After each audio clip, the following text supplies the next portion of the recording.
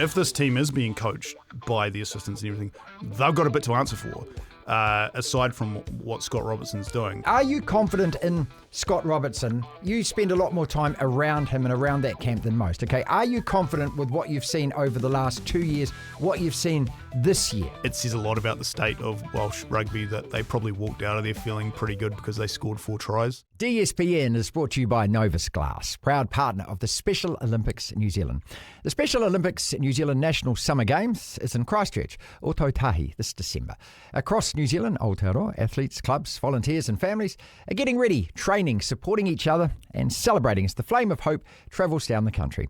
Text Novus to 3598 to support our athletes. That's Novus, Novus, to 3598 to support our incredible athletes at the Special Olympics in Christchurch, Ōtautahi this December. Notice it, Novus it. Welcome to the DSPN. Team New Zealand's in trouble. Goal! He's done it again, Ricky Herbert. The Devlin Sports Podcast Network.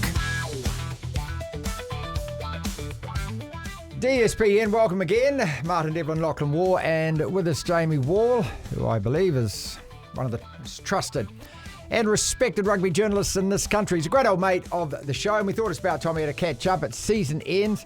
Look, there's a couple of other topics bubbling away, including R360 and It's a Bet Eye Gouge. But I wanted to ask you today about Razor, because you're a man on the inside. You're in Chicago. You follow these stories as closely as anyone.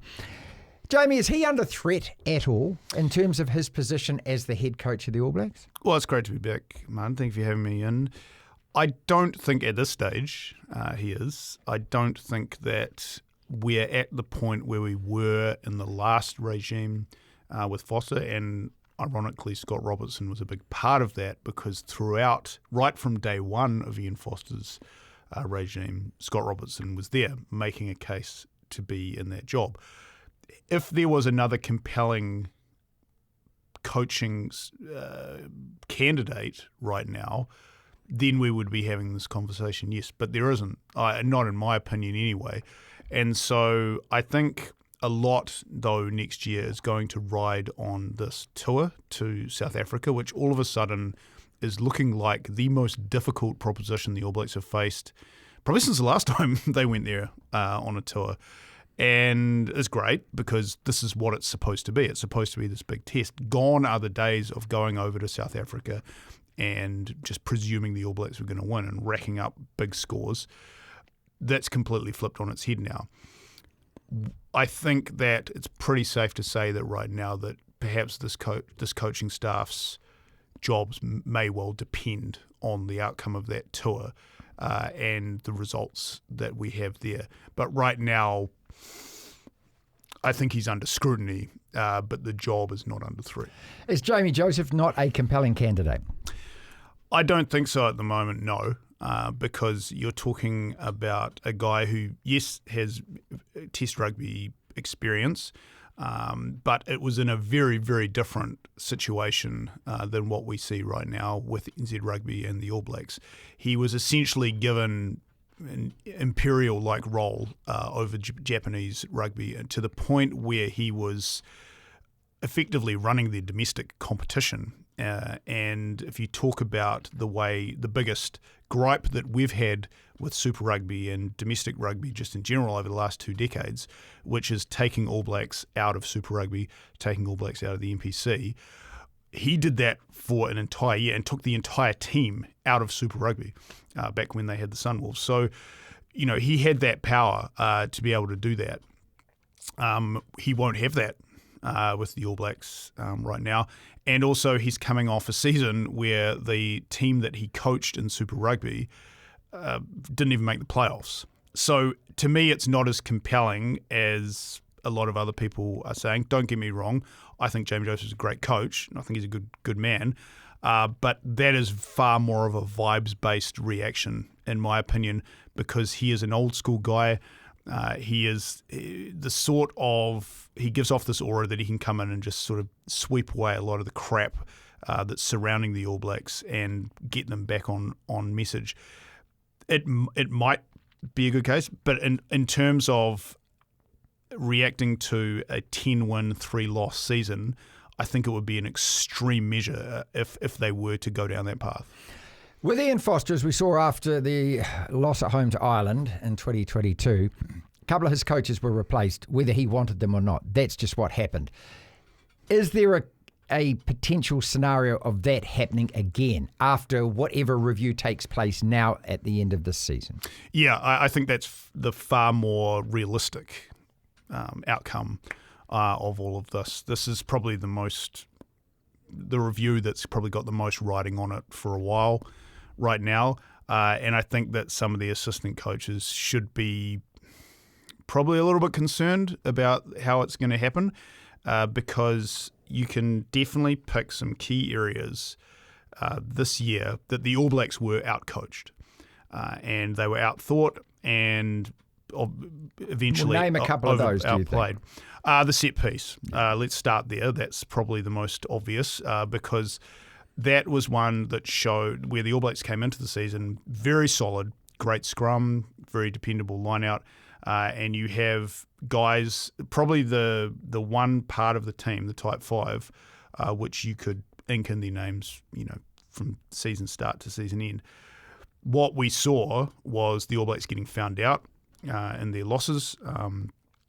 Firstly, the scrum by the Springboks, then the line-out by the Springboks, then the line-out defence by the Wallabies, and then finally kind of a combination of all of them by England. By England, yeah. So that would be the main one. That's something that was a very dependable strength of the All Blacks got turned into a very exposed weakness. Then secondly, the attack, which at times I thought was really, really good. And it's something that I think under Ian Foster, the All Blacks were very, very good at, was being able to strike from wherever they kind of wanted when they felt like it. They just couldn't quite do it consistently. We're sort of getting back to that, but when it's bad, it just seems to like the All Blacks just didn't have any ideas and didn't have any options other than to try and get it to Will Jordan as fast as they possibly could, and that doesn't work when you're playing on your own side of halfway. So that's another one. And then just thirdly, I think just overall, the communication, the messaging we're getting out of the assistants that everything's okay and, we just got to trust the process and everything. I think the issue kind of got a bit tiring by the end, a bit tired, didn't it? Absolutely. Yeah. And I think what the issue that we have as followers of this team is that we need to understand what the process is if we're going to trust it. And we're at a point now where it's like, are you proactively coaching this team or are you reactively coaching this team? Are you simply patching up holes that are getting inflicted every test you play by teams figuring you out on the way?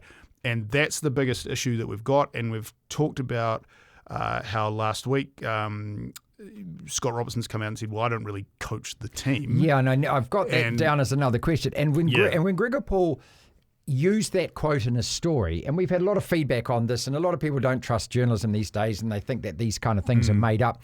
And I've gone, at pains to try and point out that, and this is your job, you can't write in an article or a piece and quote somebody like that without it actually having been said to you. Because if that was the case, what would then subsequently happen, the backlash that would happen, the trouble you would get yourself into, essentially what you're doing is lying in public if that's the case. And it's not just about your own credibility, it's about what would happen then from that organisation.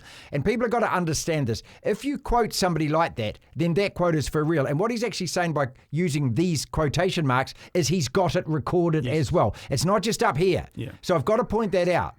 That's, that's just one of the most basic rules of what we do. Because everything up to that point is an assumption. Yes, that's right. They say out assumptions. And that's out of you and me. Yeah, that's right. And so it's very easily disproven, even if it's true.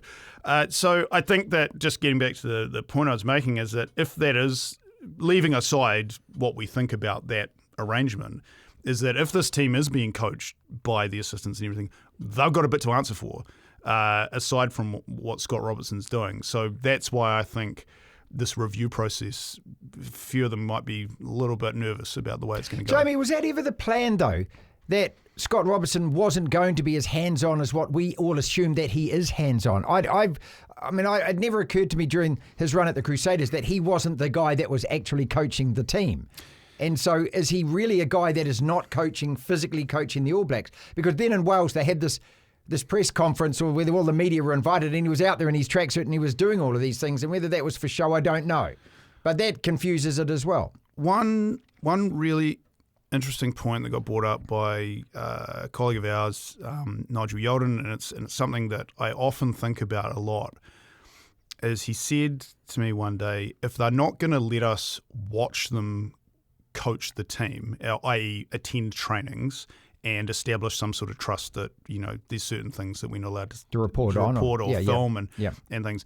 If they can't let us watch them do their jobs, then they're kind of putting it in our hands to convey what we think and is figure out happening. what we think their jobs and are. This is good and point. this is Very good what's point, and this is what's happened over this, is that we've had to kind of jump to the point and say, well, what I was really intrigued by Scott Robertson years ago when sort of first went down to the Crusaders and we were allowed to do this, was I did get to see how he coached the team, and we did get an insight into how the Crusaders operated, which was that it was mostly run by the assistants, and he would take away key players every week and focus on just their core roles and what he wanted them to do, which I thought was a really interesting way of coaching. And then he'd bring them together and be, the typical coach on a match day, giving the speeches and, handing out the beers at full time.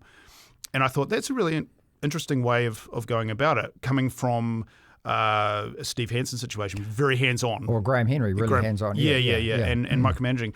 And I thought, well, if you're going to bring in these great assistants, like how he had Ronan O'Gara there, for example, you've brought them in for a reason. Trust them to do their jobs. I feel like this is what he's tried to do with the All Blacks. But of course, because each result is under so much scrutiny, we're always trying to figure out why. Yeah.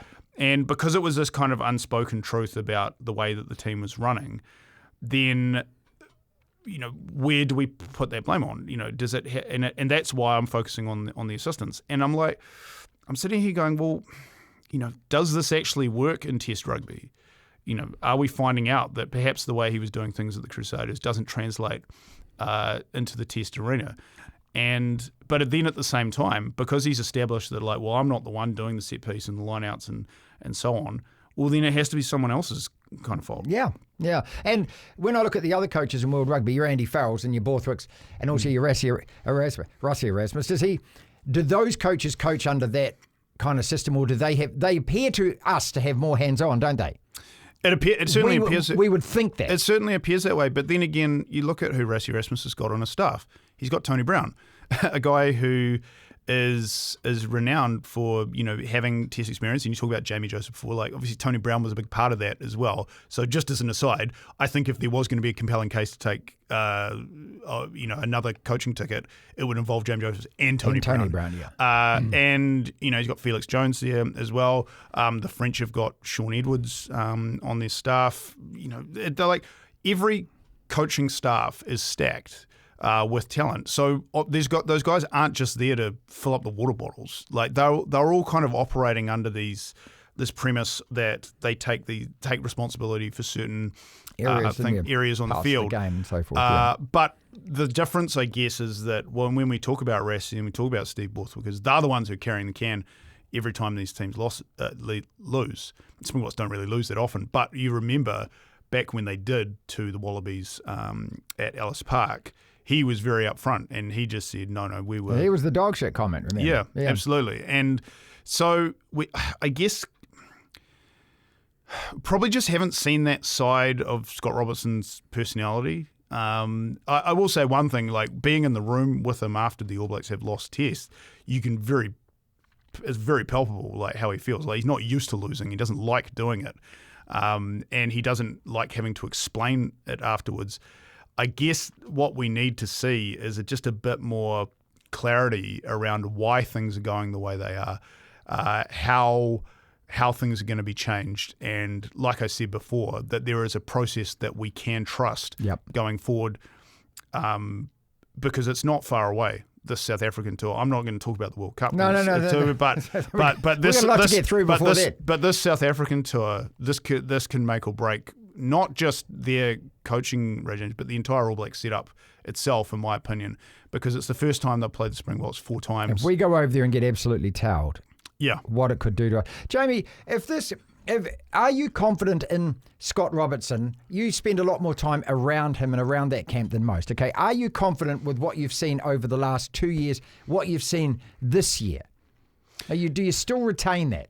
Yeah, I do, because I think when they've got it right, they've really looked like the All Blacks. And I'll take you back to the game we talked about more than any other this season. That was the Springboks at Eden Park. Yep. And that's our shining light. And it was a game, and if you remember back to Ian Foster's regime, it's kind of defined by one game. Ireland in the quarterfinal. That's right. Yeah. And if you take that game away, it's a completely different conversation talking about him.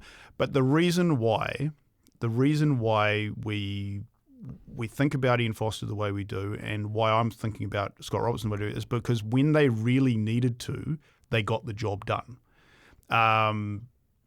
Didn't happen in the World Cup final, but had the All Blacks lost in that quarterfinal, we'd be sitting here talking about a disaster. Yeah. And had the Springboks come to Eden Park and gone away with a win, then this would be far more disastrous than what we think. And so I think that looking at that game, looking at the way the All Blacks rose to the occasion on that, bearing in mind what then happened a week later, where it was a complete disaster.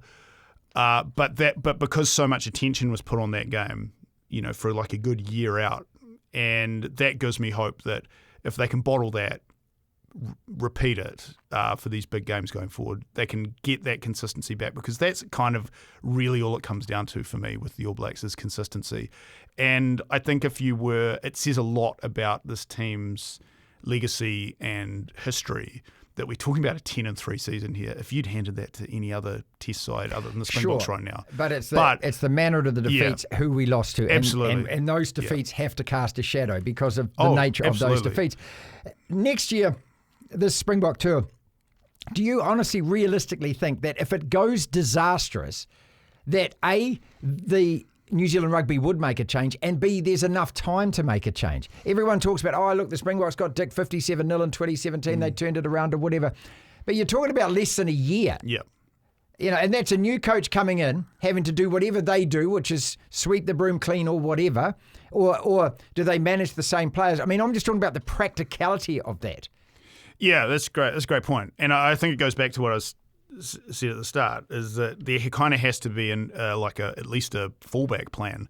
And I don't really see one right now. I think that I wouldn't say they've put all their eggs in one basket, but really, realistically, you've mentioned Jamie Joseph, I've mentioned Tony Brown. Like, what else is there? Yeah. What else is going around? We're not dialing up Wayne Smith again. We're not doing that. We're not, dialing up Wayne and Ted again, are we? We're not doing that. Well, they might. I can't see. I mean, Wayne Smith never really left. So he was there at Eden Park that night. It might be just a case of bringing him back in for another sort of formalised role. And it's almost amusing to think that this is NZ Rugby's, or at least the All Blacks' plan. Get out is of to jail just sort of smash the glass and pull the lever, and Wayne Smith appears. Yeah. All right. So a couple of things then before we go. What did the Springboks 73-0 win over Wales tell you and tell us, given the fact we conceded 26 points, that we put 50 on them? And I thought we played pretty well that day with a team that was a team that hadn't played together. They scored 4 tries against. What does that victory tell us at the end of the rugby season? Wales were minus 12 players or something like that, weren't they? Okay, so it's hard to just because of that fact, it's hard to really compare both of those tests. I thought Wales were actually pretty good when they played the All Blacks.